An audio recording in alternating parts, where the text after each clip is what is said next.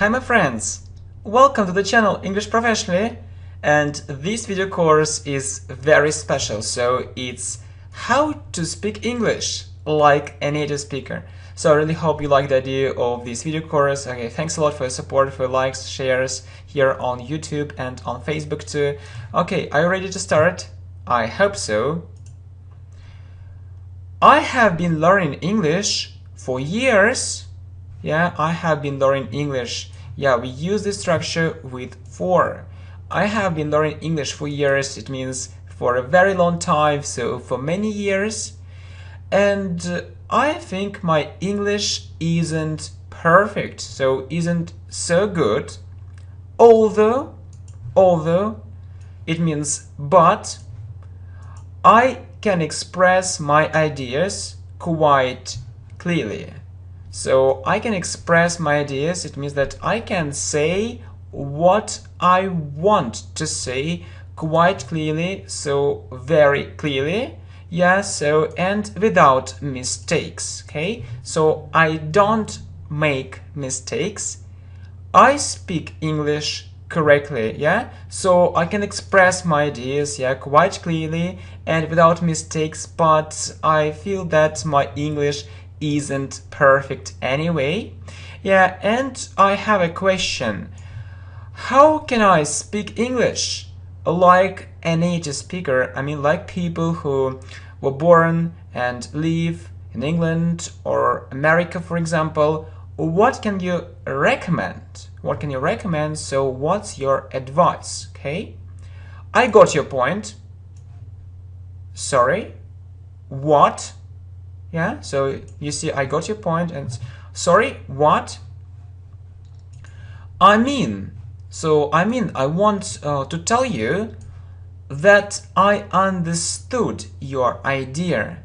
So in fact, I got your point means I understood your idea. So I understand you. It's the first problem.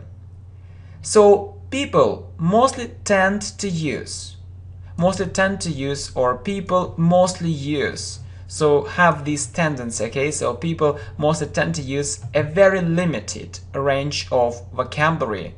So a very limited range of vocabulary means that, so in fact, they use only popular words, so not very difficult words, not very difficult phrases, in contrast to native speakers.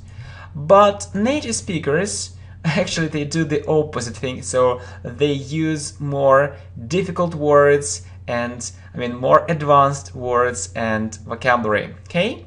And I don't know why, but English grammar is taught a lot. It's taught a lot, so at school or at university. So really, teachers, yeah, give us, lots of information on grammar, but I believe, or I tend to think, there isn't enough focus on vocabulary. So there isn't enough focus on vocabulary. So I think that we are mostly taught grammar rather than vocabulary, but not vocabulary, but we really need vocabulary to sound like a native speaker. So is it really so? We learn lots of English words. Okay, I see. The problem is that, yeah, a nice phrase. The problem is that you mostly learn, or you mainly learn unnatural phrases. So unnatural phrases or expressions, unnatural expressions, so phrases which don't sound natural. Okay, maybe they are okay for you, but they aren't okay for a native speaker, so it doesn't sound natural, okay? And you focus too much on English words rather than phrases. So you focus too much, or you concentrate too much on English phrases. So maybe you try to remember only English words, but if you look at the English language, it isn't about English words. It's about English phrases, and you need to focus on them first of all. Okay?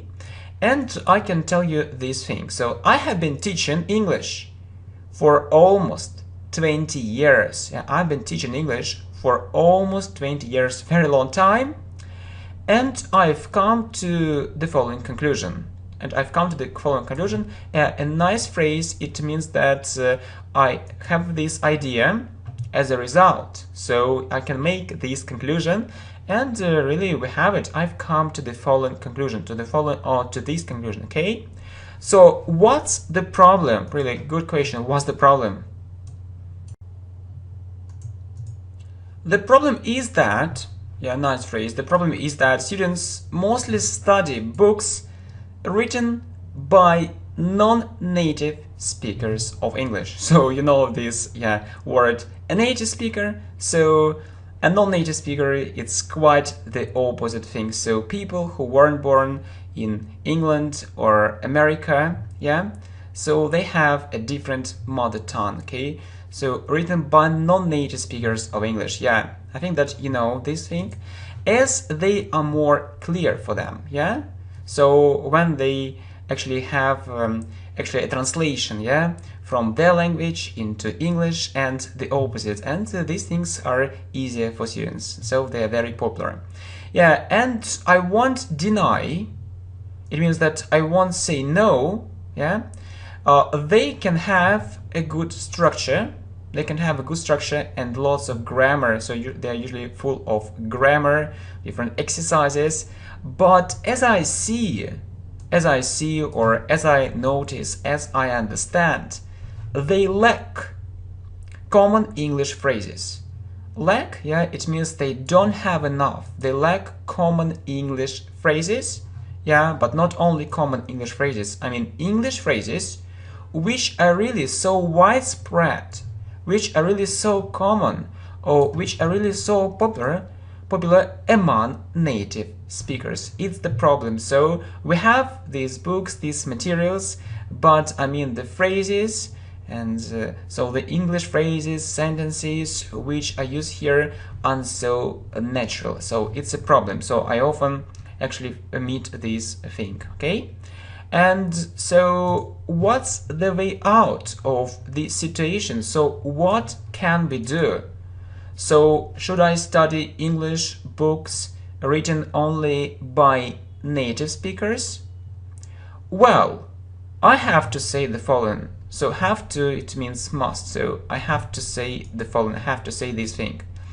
I have nothing against books written by non-native speakers. So I have nothing against, so don't think that I'm against, yeah, books written by non-native speakers, that I only support native speakers. No, actually it isn't so, yeah, and I just want to be sincere, I want to be open, and I want to tell you this one more time. I have nothing against books written by non-native speakers. It's okay, but, yeah, or anyway, they should have international qualifications. So it's a problem, and most people don't realize it. So non-native speakers who write English books or books on learning English should have international qualifications, okay? So what kind of qualifications? So what are these qualifications? So teaching qualifications, it's an important thing, so they know, modern and effective methods of learning English, of learning and teaching English, and most importantly, yeah, the most important thing, some qualifications confirming that they have a strong advanced level in English, yeah? Confirming, it means some qualifications showing or which say that they really have a strong advanced level in English. So I believe it should be a common practice, so it should be everywhere. So really it's a problem, so, and I will tell you why, so quite soon. Yeah, so really? Yes, that's it. So yes, that's it, yes, that's true. So getting an education in teaching, it means that, so if someone got an education in teaching, if someone is an English teacher, it doesn't guarantee, so it isn't always so that this person will know English perfectly, yeah?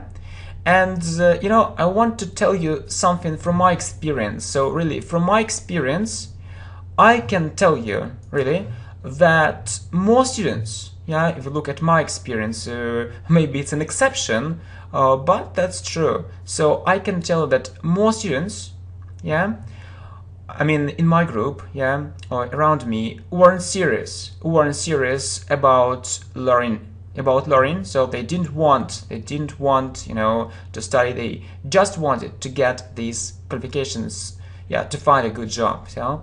And but they got, but what happened in reality, or what happened in the end? So anyway, they got the same qualifications, yeah, the same qualifications as me, although, but their knowledge was really weak, yeah, the knowledge was really weak, so they weren't top students, they weren't A students, yeah, their actual marks or their grades were below average, the knowledge was really weak, and it's a sad fact, really, it's a very disappointing fact that it often happens. So yeah, you know, the thing is that people often, you know, enter a certain university just to get some qualifications, but they don't care about real knowledge. It's a real pity, okay? So what do you want to say? I want to say there should be special requirements, or there should be special rules or criteria for people who write books on learning English, related to international standards and qualifications. Yeah, and in fact, we can't study English books full of grammar and unnatural phrases. So I think it's the main point, okay? So it's important to look at the writers of these materials, and to look at their qualifications. So I believe that a really professional teacher, English teacher, so should have or must have international qualifications, yeah, just as I said, so confirming that they have a strong advanced level in English, and secondly, some teaching qualifications. So otherwise, it means if it doesn't happen, so I think that we need to think more, yeah, before choosing this book as the main one, okay? So it means related to international or standards, or connected with international standards and qualifications. And I know that it's a problem for many countries, and so it's my just point of view, okay? So you might disagree, but I just decided to tell you what I think, okay? Next, so what is next? However, there are good books too. Yeah, there are good books too, yeah. But the problem is that students mostly judge a book by its cover. Yeah, a nice phrase. So what does it mean? The students mostly judge a book by its cover.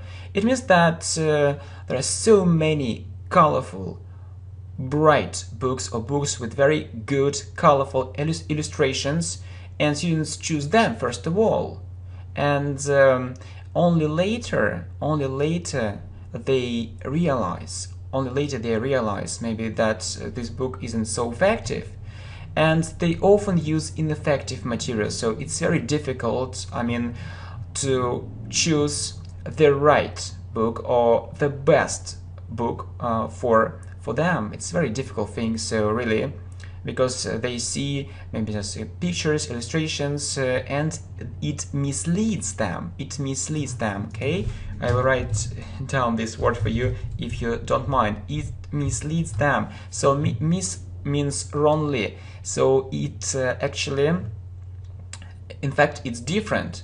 So it's wrong. It's wrong. It misleads them. It's like misunderstand. It's misunderstand, mislead. Okay, so it's wrong. So it misleads them. So they choose, but not the best way. Okay. What about materials written by native speakers? Okay, it's also a good question. Okay, so they're usually quite good. Yeah, they're usually quite good. They may lack good grammar, yeah, so that's it. So as I see, so they lack a good grammar, they don't have enough explanations of grammar or examples, yeah, sometimes, maybe, but they can really help you with fluency. I mean, so these phrases are very natural, so these phrases aren't unnatural, they are very natural, so it's an advantage. And where can I find these materials, and what books should I read? Well, I believe it isn't about books, and it isn't only about reading, okay? Really, you asked me about materials, where I can find these materials about reading, but I suppose you need to focus on other things. So it can be different materials, not only books, yeah? So I know that students often ask, okay, what books should I read? So there are two things in their mind. So the first thing is books, and the second thing is reading, so this idea of reading. So I believe that it can be different materials, not only books, yeah? So what can it be? For example, videos, yeah, a good idea, podcasts, conversations, so audio or video format. But for more efficiency, yeah, for more efficiency, it means that if you really want to learn English very effectively, you need to listen to them. You need to listen to them, not only reading, and see the subtitles at the same, at the same time. It's a very important thing, yeah? Really, you need to listen. If you only read, it isn't effective, my dear friends. It isn't effective. Really? Yeah, a good question. Right. And you need it to do it to make sure, or to be sure that you understand everything. You have to understand everything, to be able to understand everything. Yeah. When your level becomes advanced, or when your level gets advanced, you'll be able to understand everything and without subtitles, yeah? It will be okay, but first, so if you understand 50% or 70%, it isn't enough. So you need to understand 95%, 90%, and only after that it will be comfortable for you, yeah, to watch or to listen to it without subtitles. But first you need to see the text, okay? So what else can you add? You also need to focus on pronunciation. It's a very important thing. So reading something in English, so want to improve your pronunciation, yeah, but when you speak, your pronunciation is very important. So you need to listen more, I mean, to English speech and repeat. So listen and repeat. So if you can't repeat, or if you don't have time, or if you are tired of repeating, just listen more and more. It's a very important thing, okay? Well, what for? So not only to train the pronunciation of certain words, yeah, I mean, sometimes students think that we need just to know the pronunciation of this or that word and it's enough, but in fact it isn't. Yeah, but intonation as well. So you need to focus on intonation. So if you don't focus on intonation, so you speak very monotonously and unnaturally. For example, you can read it, okay? The thing is, there is a special rhythm in English, but not. So the thing is, there is a special rhythm in English. So you need to focus on intonation. Okay, so how can you improve it? Just by listening. So listen more and more. And so this understanding, so this right way of pronouncing English words, phrases, and sentences will come. It's just a matter of practice, okay? So the thing is, there is a special rhythm in English and you need to get used to this rhythm, or you need to get accustomed to it. Anything else? So a good question. Okay, so to sound more like a native speaker, you need to use more phrasal verbs, yeah? It's a special area, a special zone in English, in the English language, okay? To use more phrasal verbs, please focus on it. So there are common phrasal verbs, idioms, and linking words, yeah? And linking words. Okay, so what is an idiom? For example, I'm going to give you a couple of examples, okay? For example, it's a piece of cake, or the exam was a piece of cake. How will it translate it? The exam was a piece of cake. So what does it mean? So a piece of cake, actually, it's an idiom, but it has another meaning. So a piece of cake means very easy. So the exam was very easy, or maybe your English level is strong advanced and you think, oh, this lesson is so easy. You can say, oh, this lesson is a piece of cake for me. This lesson is a piece of cake for me. And it's an idiom, yeah? And you need to know lots of idioms. You need to know lots of phrasal verbs, okay? You need to know lots of phrasal verbs. And linking words, it's an important thing. Yeah, okay, maybe you knew this, yeah, idiom, piece of cake. I'll give you one more. For example, I can say that my grandmother has green fingers. Okay, so my grandmother, or she has green fingers. Yeah, and if you hear this phrase, yeah, you immediately start thinking, okay, so something is wrong with her fingers, but in fact it isn't.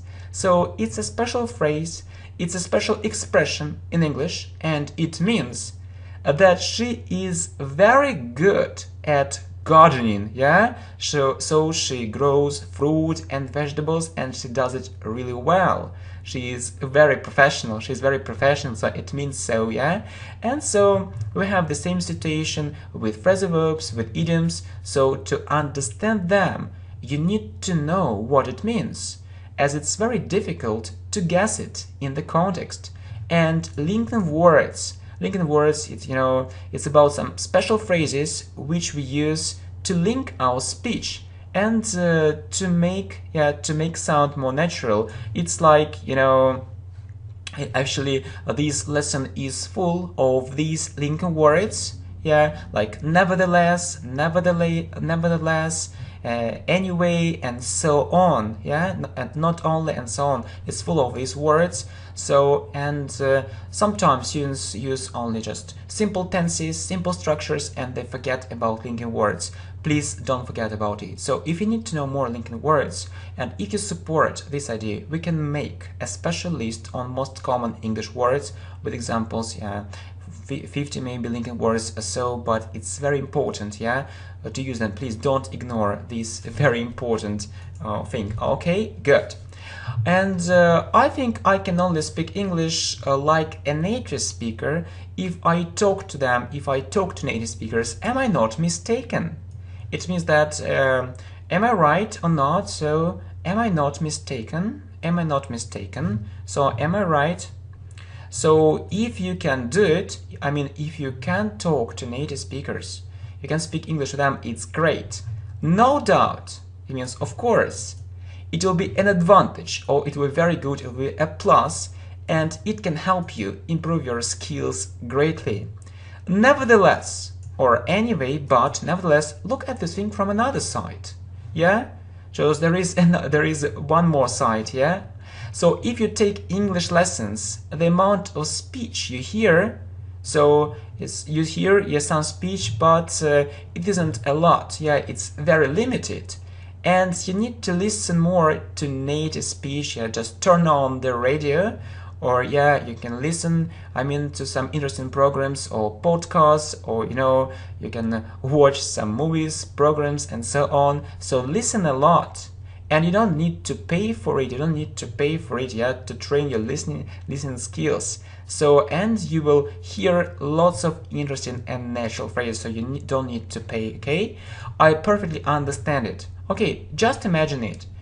If you listen to English all day, or for a very long time, how many useful expressions you can hear, or if it's a question, can you hear, yeah? Can you hear if it's a question? Just imagine it. So if your lesson is 1 hour, so it isn't enough, and if you take these lessons twice a week, it isn't enough. So to speak English like a native speaker, you need to listen to this English to this natural English speech much more than just 2 hours or 3 hours a day, much more. So listen to this English speech a lot. And if you have an opportunity, if you have this chance or possibility, try to have more speaking practice. Yeah, it's good to speak, but the problem is that maybe, or if there are no native speakers around you, no problem, sometimes people are worried, oh, there are no native speakers around me, just I can only speak English with non-native speakers. It's okay, don't worry. So what can you do? You can use these natural expressions or phrases which in your speech which you have heard. Okay, so it's okay, you just need to listen more and just catch these English phrases and expressions and use it in your speech, and you'll speak like a native speaker. And I really hope that you'll follow all these useful tips. Thanks a lot, my friends. English grammar is taught a lot. It's taught a lot. I mean, it's taught a lot, so at school or at university. So really, teachers, give us, lots of information on grammar, but I believe, or I tend to think, there isn't enough focus on vocabulary. So there isn't enough focus on vocabulary. So I think that we are mostly taught grammar rather than vocabulary, but not vocabulary, but we really need vocabulary to sound like a native speaker. So is it really so? We learn lots of English words.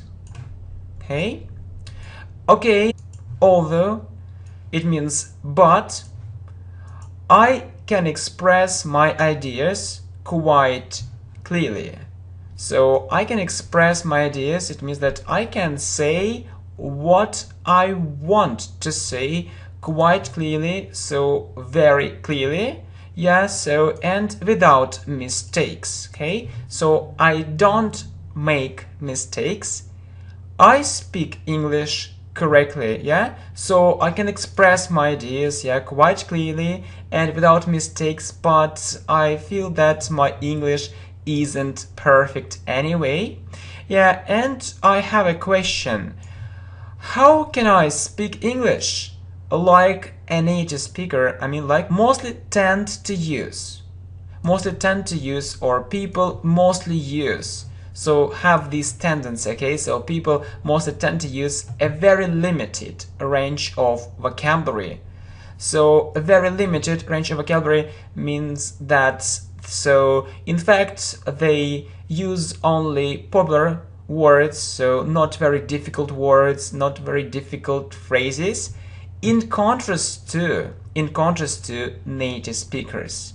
But native speakers, actually, they do the opposite thing. So they use more difficult words and more advanced words and vocabulary. Okay, and I don't know why, but people who were born and live in England or America, for example, what can you recommend? So what's your advice? Okay, I got your point. Sorry, what? So you see, I got your point, and sorry, what? I want to tell you that I understood your idea. So in fact, I got your point means I understood your idea. So I understand you. It's the first problem. So people, hi my friends, welcome to the channel English Professionally, and this video course is very special. So it's how to speak English like a native speaker. So I really hope you like the idea of this video course. Okay, thanks a lot for your support, for your likes, shares here on YouTube and on Facebook too. Okay, are you ready to start? I hope so. I have been learning English for years. I have been learning English. We use this structure with for. I have been learning English for years. It means for a very long time, so for many years. And I think my English isn't perfect, so isn't so good. although